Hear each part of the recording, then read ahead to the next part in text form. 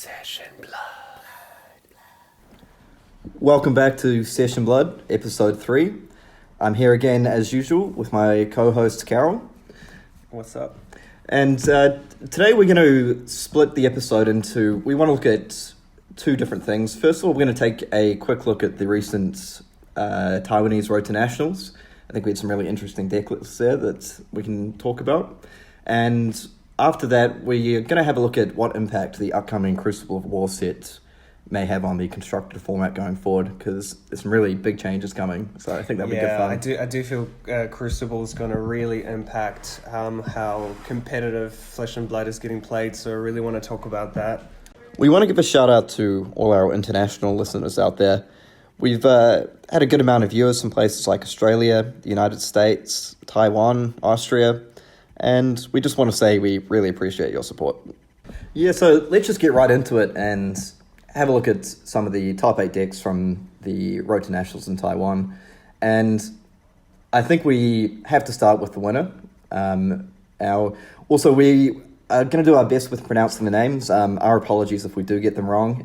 Feel free to chuck us a message and let us know for next time. But yeah, so we've got OO, I believe, on Warrior. Now, yeah, that's the winning deck list from Taiwan, and I think it's interesting to see such a massively different list than the winner of the last New Zealand Road to Nationals, also on Warrior. Yeah, definitely, because there is some very noticeable differences between the lists, and I think there is a bit of a temptation sometimes to look at it from your local meta's perspective and say, I don't understand why they've run this card, or these lists aren't very good. Why are they running this? Why aren't they running that?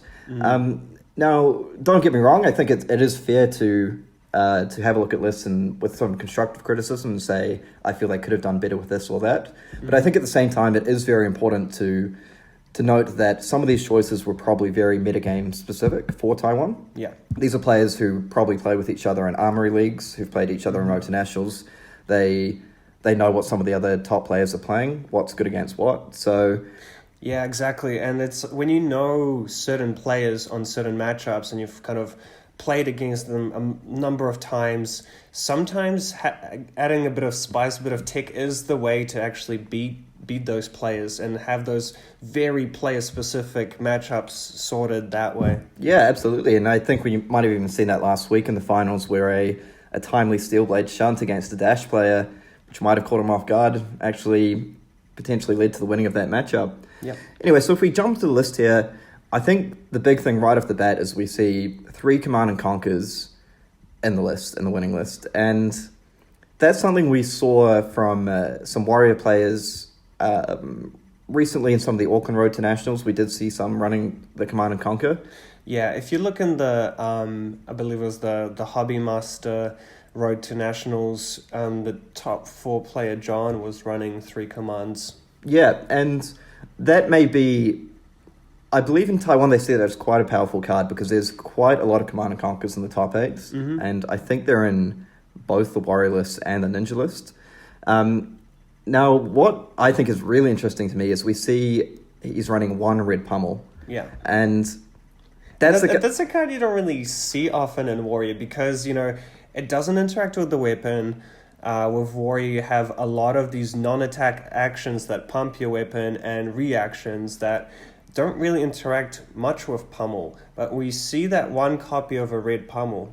Yeah, and also I saw there's 2 lunging press in there. And sorry, 1 card I forgot to mention as well is 3 Pursuit of Knowledge. Yeah. So we can see the Warrior player going for a bit of a toolbox sort of side strategy here where he's got cards like, he has some of his general go wide cards, and by that we mean cards that let you put out multiple attacks per turn. So he's got cards like Ravenous Rabble and Leiden Strike to help with that, but he's also got the side strategy of cards like Command and Conquer, Pursuit of Knowledge to go with 2 lunging press and a red pummel. Yeah. And I actually quite like it. Again, it's not something I'm sure would necessarily work in the current New Zealand meta, but I like the idea of that even if they, if they know you have the pummel, then it still sits there as a threat. So you can do the classic pitch a blue card, have a counter up in Tunic, drop a Pursuit of Knowledge or Command and Conquer, and then the other person's thinking, well, I've seen one pummel during this game. I saw them pitch a pummel earlier. Like, are they running pummels? Or even if they don't know you have it at all, then it's just from nowhere. They block your command and conquer for 6, bam, pummel, destroy your arsenal, or cut even out a hand. lunging press, it's like... I love lunging press. Having, it's the classic, like, attack with command, gets double blocked, lunging press for 1 damage, and there goes your arsenal, Exactly, because you can pitch, have 0 or 1 resources up, drop something like a Pursuit of Knowledge or Command and Conquer, and let's be real, no one's expecting lunging press. Like, you're going to get someone nearly every single time with that. And even, I think that potentially maybe in the Taiwanese meta, they might actually expect it, which makes these bluffing plays a lot more valuable. You attack with a command, you hold the card up, you might not even have an arsenal, but it might lead to a lot of overblocks because they are worried about that lunging press. I know, and I know a lot of the top Warrior players, when they're speaking about Warrior, they say that the deck has an extremely high ceiling, because not so much just the cards you play, but a lot of the game involves bluffing. Yeah. Like, we often see people, I believe our friend Tom actually refers to it as sort of a sidestep Warrior plan. So you'll see sometimes they will pitch a blue card, attack with a weapon, have 2 resources up, and they've got a card in arsenal, a card in hand, and maybe they go like a Warriors or a Driving Blade, but essentially the player blocking is sort of playing around a pump spell, so they might block with 3 cards, you throw out a Sigil of Solace, say, thank you very much for the value, move on to your next turn. And that is interesting to note that, the Warrior play is running 3 Sigils and 2 Remembrances, and all 5 of those cards are instants, which are perfect for bluffing because, you could go something like attack with a Pursuit, holding a card up. They might think, maybe I block it for 5 or block it for 8 in case they do have that pummel, and then you play a Sigil or a Remembrance. Yeah, and I do know he's only running the 2 Driving Blade yellow. I thought there might be a few more in there just to allow you to play like the Driving Blade, attack with your weapon if they overblock, followed up with one of those powerful spells like Command and Conquer or Pursuit. Or even Enlightened Strike for 7. Or even Enlightened Strike, absolutely. But that I don't think that makes Command and Pursuit bad necessarily, because there might even be turns where you're just doing something like Rabble or an Enlightened Strike for 5 with Go Again, followed up by the big spell. Or who knows, maybe you even attack in with a Yellow Warrior's Valor, for example, get a pump spell off. Yeah. You hit through for 1 damage, but you're thinking, my next attack for 4 just gets hit by a defense react or gets hit by the 1 card left plus their equipment. So sometimes maybe the follow-up attack with a command or with a pursuit is what you need to get through. And I'm actually wondering if maybe the Pursuit lunging press is a bit of a tech for super late game. When you are redrawing your deck a number of times and you draw a bunch of blues, those 2 blues work really well together. If you in a very late stage of the game, if you attack with a Pursuit of Knowledge and they block it for 4, sink it, fade it, and maybe double block it with 2, block for 2 cards, and then you lunging press, maybe that's how you kind of get through that super late game stage, that build that advantage then. Yeah, and I think Warrior is scary enough with 4 cards, so if they're coming down at you with 5, it becomes very difficult to get through. So just moving on, so that's sort of the winning Warrior deck, which I kind of enjoyed seeing a bit of tech they were running there. And so if we move on to the second place, the Ninja deck, Fan King Su, looks to be running fairly standard equipment, but running the Null Rune gloves, most likely for Runeblade. And a note for the Ninja players out there, I believe if you're going to run 1 Null Rune, you want it to be the gloves, because in those matchups, having the Snapdragon Scalers to give your attack go again is more beneficial than the Breaking Scales, a lot of the time, I feel. And we do see that there's 3 commands here again, so... Yeah. No, I know that's a strategy some Ninja players have tried out already. Personally, I've struggled a little bit with it because often I find on Ninja, by the time I get to that Command and Conquer stage, they've got the defense reaction. They've already used the defense reaction. But in saying that, again, this is something they might have got by... They've probably played a lot of games against each other, and maybe it's those situations where often you want to prioritize holding onto your defense react against Ninja, particularly if your hand isn't very good. You say, I want to have this set up for next turn to block out their combo. So if you throw out like a leg tap or a surging strike, it gets double blocked, and then you throw down a Command and Conquer, Ninja with so many cards that block for 2, and even cards that block for... Are they running Energy Potion? Well, so many cards that block for 2. Sometimes a Command and Conquer for 6 is good enough to get through 2 cards and take out the defense react. What are your thoughts on this, with a Tunic and 1 blue, a Kodachi command play? How have you done it much? Because I'm not really a Ninja player, so I don't know how good it seems. I've experimented here and there with commands. I guess the command already kind of demands that block, right? Yeah, the issue with that play is often if you can pull out a block on your second Kodachi attack, then it's not so bad. Yeah. But I do, the issue with that is that the Command and Conquer isn't getting through. Yeah. But in saying that, I think one of the hidden strengths of Command and Conquer is not necessarily that you always need to get through and destroy their arsenal, is that it forces them to block a lot of the time. Yeah, so for me it just seems like, make the most out of an off turn. If you just have a blue and just, block up with your cards and are left with a blue and a command, it just seems like, you might not have the greatest turn, but it kind of forces them to block up and stops them from having a big turn. Yeah, because even if you start off your turn with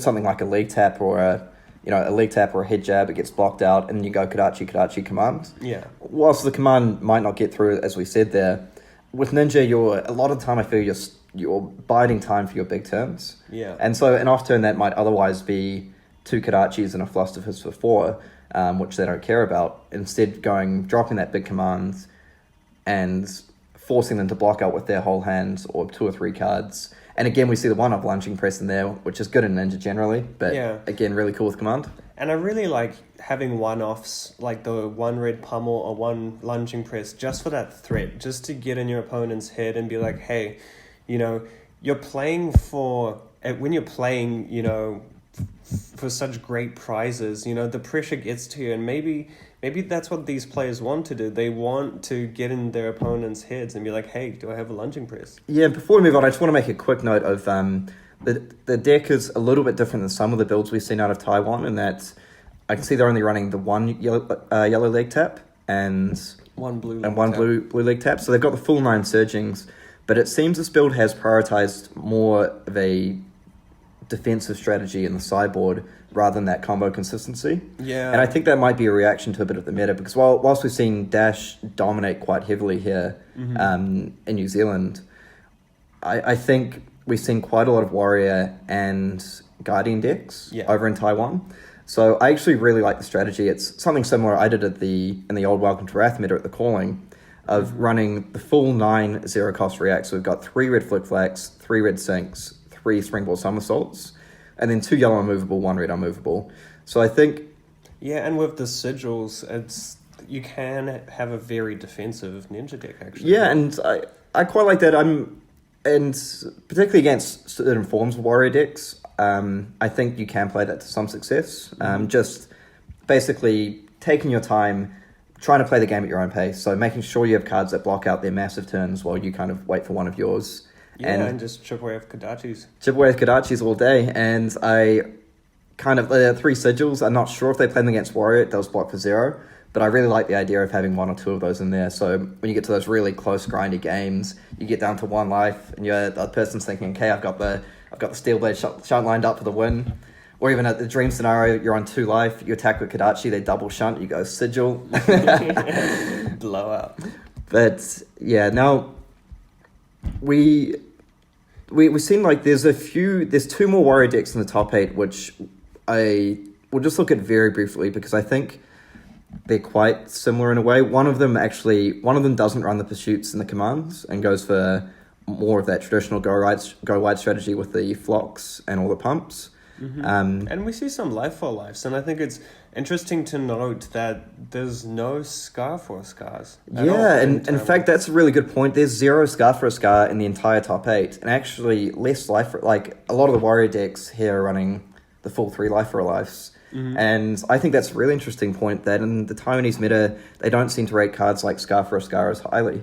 I feel maybe the way they play the game is actually quite defensive, and they do really value having high life. Maybe that's one of the reasons why they, prefer to actually just, maybe block up more, have higher life, and just kind of play a more grindy late game? Yeah, but it's an interesting question why they've gone for that. But it might be, again, they don't want to let the other player sort of dictate the terms of the engagement in a way. Like, they don't want to sort of be building up a big lead and then get stuck with scar for a scar and life for a life in hand, which can often happen. Yeah.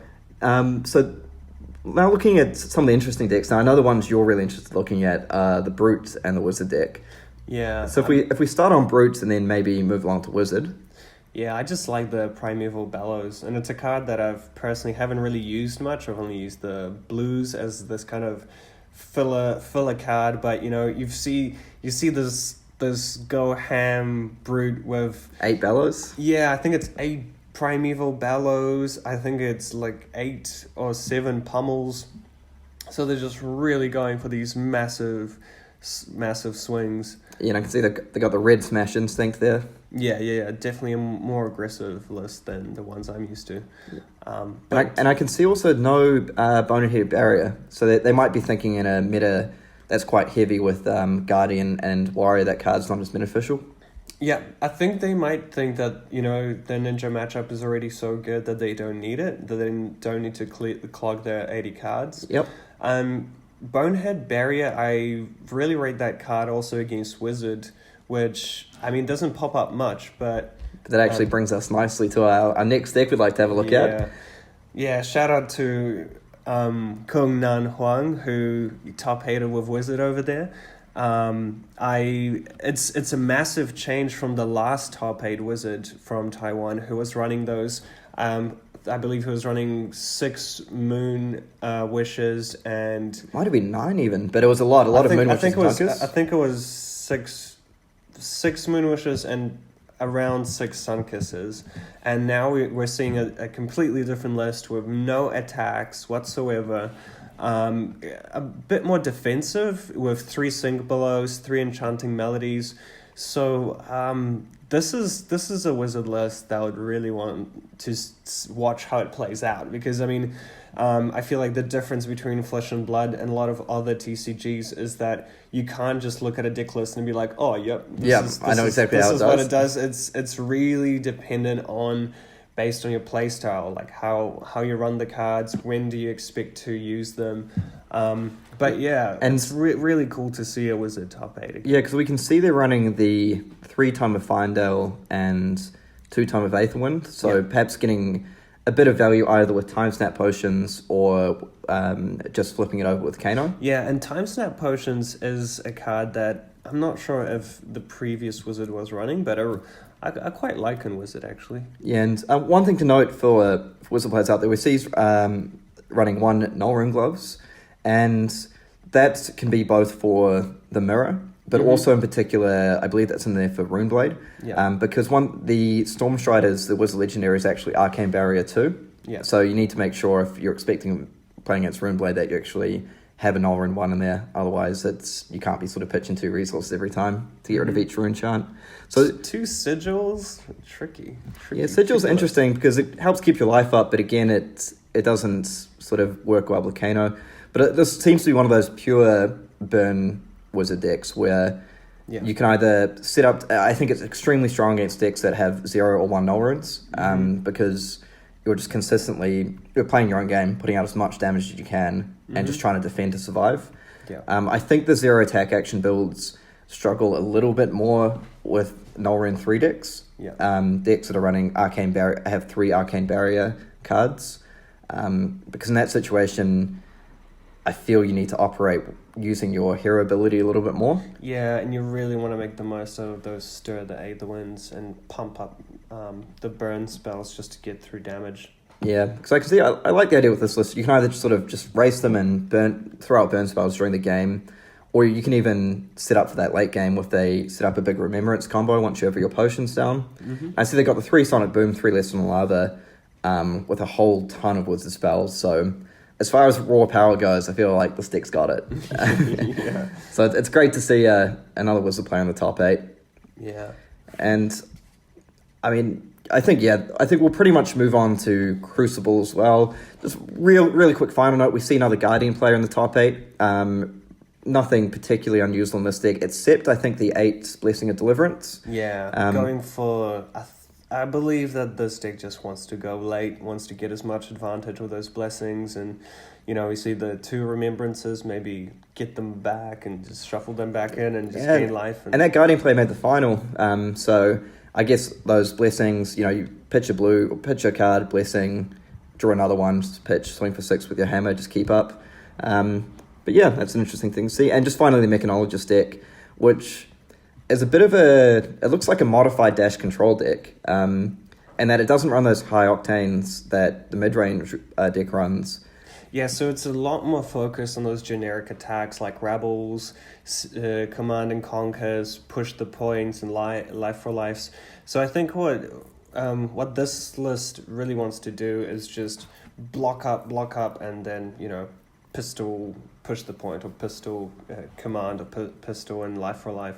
The one card that I'm really happy that is making... that is starting to feature in these top 8 lists is Chains of Eminence. Yeah, we see a 2 chains deck here. They've got 2 times Chains of Eminence. And yeah, I think that's a card that we here in New Zealand haven't really taken a shine to yet. I feel like a lot of players are seeing the card's potential, and I think a lot of players kind of, rate it really highly, but no one still has figured out how to fit it into their list. Yeah. It's a card that I think is, kind of is exponentially more powerful the later in the game you get. I mean, if you go through a deck once, if you pitch a Chains and you watch what your opponent pitched, then you know that when you're about to draw it, you know what cards they're going to have in hand. Yeah, I'm really interested to see what matchups they bring it in for, because I can see against decks like Warrior, you can name Warrior's Valor, which they have 9 of. Against Ninja, you can name a combo even starter. Surging Strike, those lists that run 9 Surging, and maybe that's a response to those decks in the meta. Yeah. And I think Gustwave would be great to name, because Gustwave is great as well. Good, big pitching card. And the final thing is the Ravenous Rabble. That's the card I'm really not sure about in this deck, because a deck that runs so many blues, I struggle to see how you get the efficiency out of Rabble. Cards like Push the Point make sense, because you can go gun hit, push the point.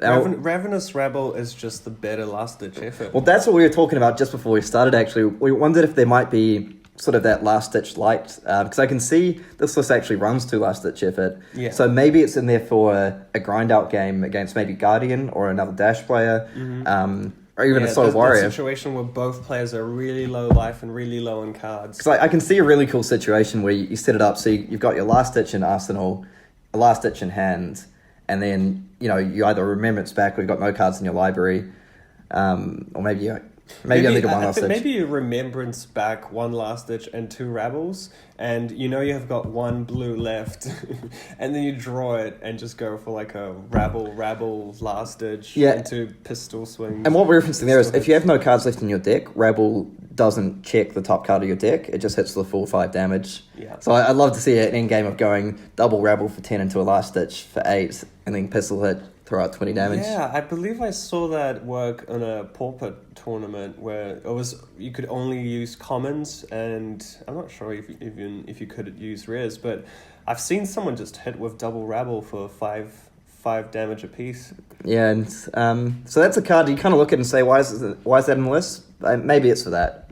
Maybe we're wrong, but it's hard to say. But it's a fun addition. It is. Anyway, so moving on from that into Crucible of War. Now we've all seen, or some of us might have seen, the Fab Twitter account dropping a few hints here and there. We're not going to focus so much on that today, because we just be speculating as much as everyone else. Yeah, I really want to focus on what we do know and the information we do have, and how it's going to affect the future of competitive Flesh and Blood, particularly constructed. And I think Crucible, at its core, the focus of Crucible is, armoring up for war, gearing up for war. And we've all kind of seen hints here and there about all these different equipment pieces and, secondary weapons as well. So I just want to kind of reiterate the importance of equipment in Flesh and Blood, because I feel like a lot of players still kind of ignore equipment and its use. But that, just to clarify, we're not saying players don't understand, legendary equipments are strong or equipment can block. I think we're talking about some of the utility that equipment and I gives you. think the best example we can give is the dash, right? Yep, that's in some of the we saw the mid range dash deck that won. One card we saw them run was the Iron Rock Gauntlet, and now the winning player was a guy called Matt Rogers. Now he believed that heavily improved his ninja matchup running that one Iron Rock Gauntlet in the deck. Yeah. So, I mean, the beauty and the power of equipment lies in the fact that it starts in play. And it really makes a huge impact on the game, It's nice discussing all these kind of, really powerful cards in your deck, but you actually have to draw them. Whereas with equipment, it's there from the start, and it really makes an impact from the start. And as a brute player myself, I solely think that, my matchups such as the Ninja and the Warrior matchups, these are the decks with very powerful on-hit effects. The reason why I'm so comfortable in that matchup is because of my strong equipment. These equipment pieces that block for 2, and it just stacks up over the course of the game. Yeah, and there's sometimes a temptation to look at it and say, I'd rather run, say, the Goliath Gauntlet, which is a common choice for mid-range dash players, thinking, I throw that on my Command and Conquer for 8, it's really good, or on Throttle, and I mean, am I really going to use an Iron Rock Gauntlet? It only blocks for 1 once during the game. But I think in a game of tempo that Flesh and Blood is, so against decks like Warrior, against decks like Ninja, where sometimes if you have a big turn, you pull ahead in the game, sometimes all they need is that 1 turn to get back in. And if you have the additional 1 block on that Iron Rock Gauntlet to block out one of their combo turns or to block out a go again attack on Warrior, that can just completely shut down their whole turn plan. Yeah. And it means like the comeback turn they're expecting just gets totally invalidated. And even like during the course of the game, when you're trying to plan out turns, you're constantly thinking they've got that Iron Rock Gauntlet. Like, this is what I want my turn to be, but I get blown out if they block the Iron Rock Gauntlet. So we don't want to focus too much on that one card, but that's just an example. This is a common piece of equipment that can have a massive impact on a matchup. Now look at Crucible, and there's heaps and heaps of new pieces of equipment, ranging. There's going to be a bunch of majestic equipment. So I feel like this is really going to impact the way we play Flesh and Blood, and I feel like it's really going to impact the decision making before the game even happens. Yep. So it brings us to the pre-game procedure, really, which is, I think, a good point there, because at the moment, I feel as players, a lot of us are shortcutting that to a certain degree. Yeah. Just starting with our equipment and weapons and all that face down on the table. Yes, there might be like 1 or 2 minor changes here and there, or a few things you aren't expecting, but at the moment, it's not that big a deal. Yeah, and just to clarify, in Flesh and Blood, you reveal your hero first. So you reveal which hero you're playing, and then you decide who goes first or second. And once the order has been decided, that's when you start, taking out cards out of your 80 and preparing for the game and picking your equipment, which is going to make a drastic change once Crucible drops, because players are going to have so many more options with the equipment and really tailor their matchups. Based on, even who's going first or second. That can completely change which equipment you use and how you, and change your strategy to win the game. Yeah, and just to run people through that, because, I consider myself a reasonably experienced player, but I actually had to go look this up myself just to make sure I knew exactly how it worked. And so just to reiterate there, so like Karol said, you go through the steps of revealing hero, deciding who goes first, but both players, they look at their 80 cards, decide which cards they want to play in the matchup. Then once both players have confirmed that they've got their set of cards that they wish to play, that's when equipment and weapons are placed face down, and then you randomize your deck and pass it over to the other player. Which is going to have a bit more of an impact once we get through to discussing weapons. Yeah, and I think that's also gonna, impact the amount of, out of those 80 cards so far, we're seeing people use maybe 6, 7, 8, sometimes 10 pieces of equipment so far. But once Crucible drops, I feel like a lot of those 80 cards are going to be taken up by equipment.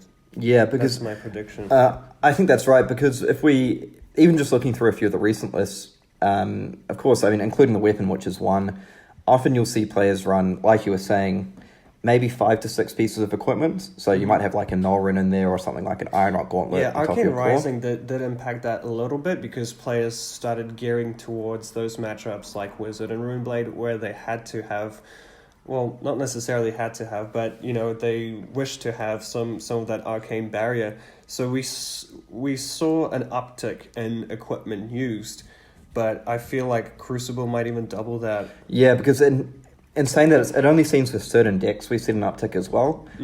Often it feels for decks like Warrior and Ninja, they're just running exactly the same equipments and weapons as they did in Welcome to Wrath, plus maybe one Nullrun.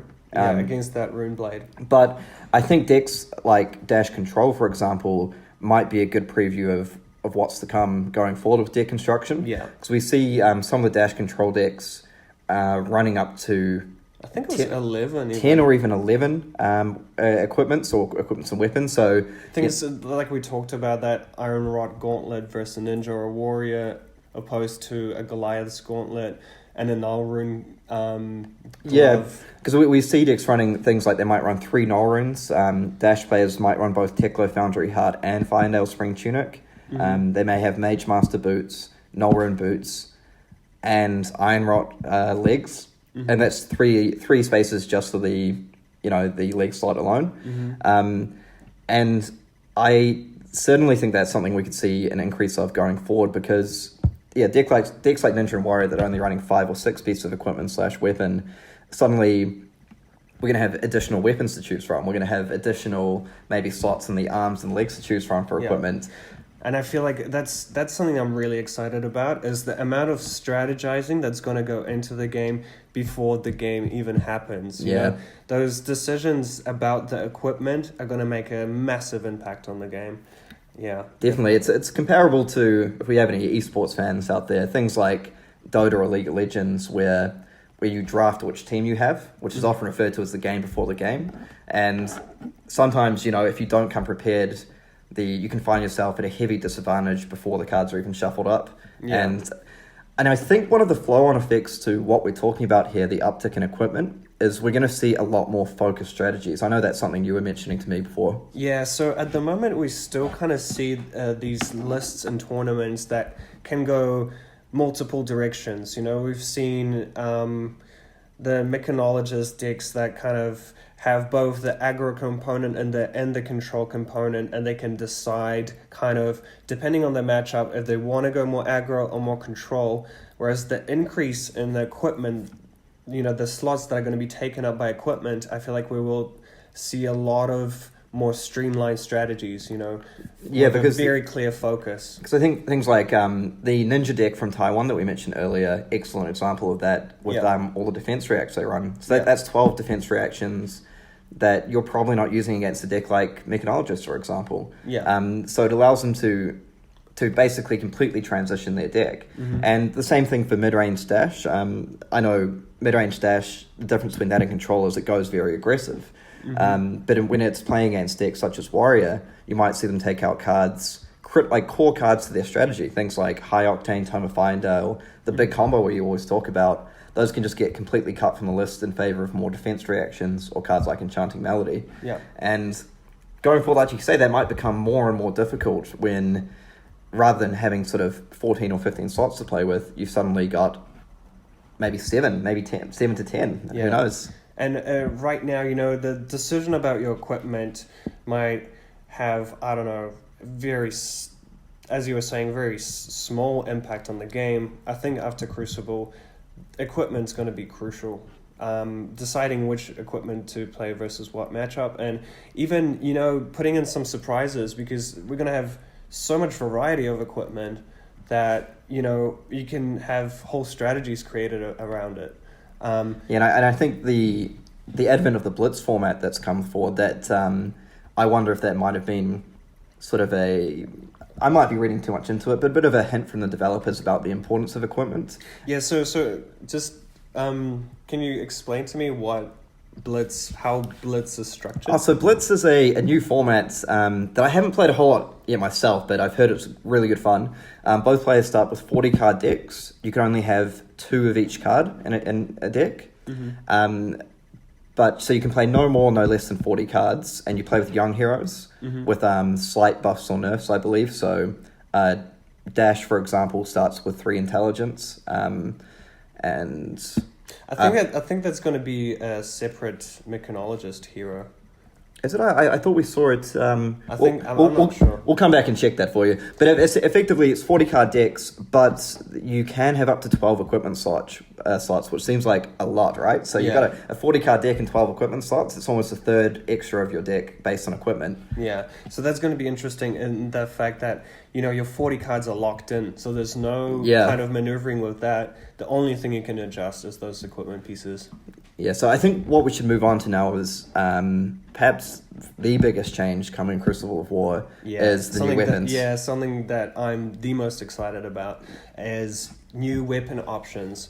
Because, I mean, you know, we can speculate as much as we want about, you know, is Warrior going to get a shield? Is Bravo going to get a bigger hammer? Yeah. But I think that what we have to keep in mind is that, you know, having a second option of equipment can just add so much more complexity to the choices that we can make in creating decks. You know, like, I mean, at the moment, you kind of look at, you know, Runeblade with that kind of OTK option, or like aggro Runeblade.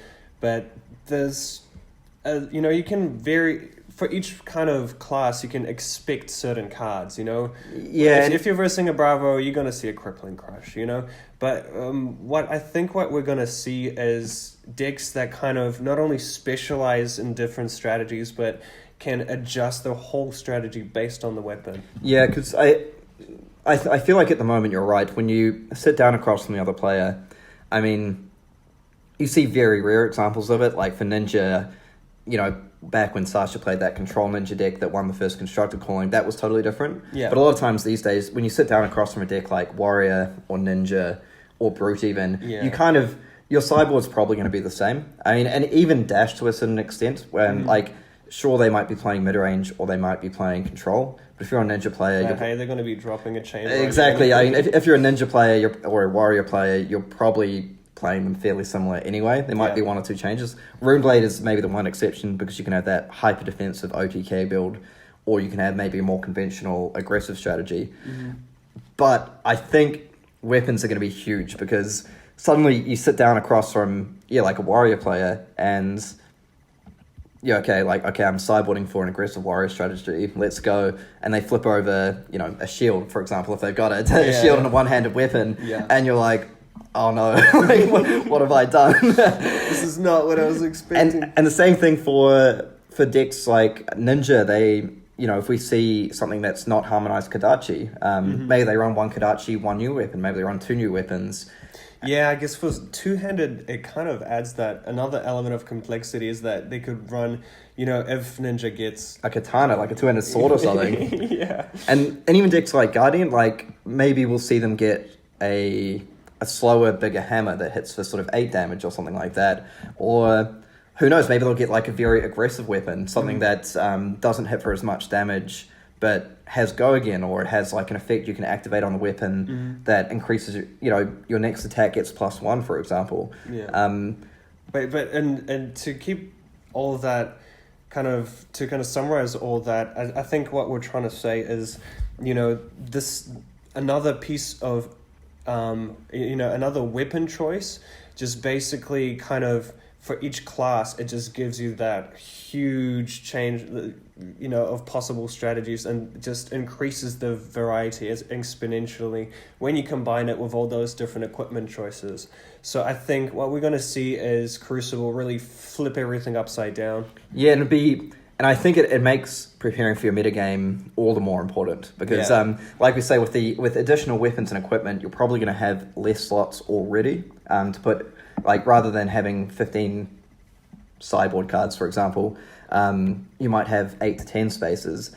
And what that means is it becomes more difficult to sort of hate out a certain deck. Yeah. So you can't say, okay, I'm going to put in 12 defense reactions so I can shut down Warrior, and then side out my 12 defense reactions so I've got a perfectly aggro deck against Dash. Yeah. We might see what you mentioned earlier is you have to focus more on your core game plan. Again, maybe with a few cards like Irina's Prayer for particular decks, but who knows, we might see a definite shift in the meta from those full transformational decks that I can go full aggro, I can go full defense. I think, at the end of the day, we're going to see a lot more depth to the game added already. I feel like Flesh and Blood, compared to all other TCGs that I know of anyway, has that huge depth of gameplay. If you're a great player, you're going to notice all these little details here and there and really build on it and, crush your opponents. And now we're going to see, new equipment, new weapons, and those are things that start and play. I mean, I don't know about you, but as a brute player, a lot of my games have just been weapon swing pass. Like, that is my strategy. And that just shows you the impact that your weapon has on the game. And if we see, we've got 8 classes now. If you add an extra weapon to all of those, which open up a full another strategy, now suddenly you've got 16 decks to prepare for rather than 8. And decks like Dash, for example, is a huge one. That every time you sit across them at Dash, it's like, okay, the Induction Chamber and Teklo Pistol starting in play. I know where this is going, kind of thing. And suddenly they flip over a rocket launcher, a rocket launcher and a hyperdrive, and you're like, wait, I started out all my defense reactions. What's happening? Rocket launcher and a chamber reloading. Yeah. So I think that's going to be really, really cool for the game, and I'm really looking forward to it. I can't wait to see all the players scramble after the 28th of August to come up with lists, especially the Nelson Road to Nationals. To Nationals. Down in the South Island of New Zealand. And for our international viewers the listeners out there, Nelson's a city in New Zealand. They've got a Road to Nationals event 1 day or 2 days after Crucible was released. Yeah, so I mean, I'm expecting a lot of players to buy cases on the day, hunt for the random equipment that they're still not sure about, and really scramble. And even just the interactions with old cards getting better because of new equipment, new weapons coming in. Yeah. We saw Pummel have a huge resurgence because of Command and Conquer. So it's going to be that times 10. Hey, maybe, Demolition Crew is going to see some love. Demolition Crew, it's got a big place in my heart but who knows, Well, I think that pretty much wraps up things for today. Obviously, good luck to everyone going down to Wellington for the back-to-back Road to Nationals, capital city of New Zealand, again for international viewers. And I'm sure we'll be doing a podcast next week breaking down some of the decks and strategies we see down there. Yeah, and it's going to be a biggie because it is back-to-back. So, and I know Wellington's got a big and proud TCG scene, so I'm really hoping we get a big turnout. Yeah, absolutely. I want to see some Wizards. I'm going to say it again. Yeah, you want to see the Wellington Wizards come out? Yeah, absolutely. Yep, and finally, one thing we wanted to mention last week but didn't quite get around to is we wanted to give a big shout out to all the women out there playing Flesh and Blood. It's good to see players like Rowan and Janelle flying the flag for all the women out there. I know Janelle's one half of Fabled Traders, so I've spoken to her on a couple of occasions. Really good person. And as someone whose partner's just started playing the game, quick shout out, Ricky. It's really good to see, and just let her know that if you go to a tournament, you might not necessarily be the only girl there. And that's great, and I really hope that's one part of our community that keeps getting bigger and better going forward. Session Blood.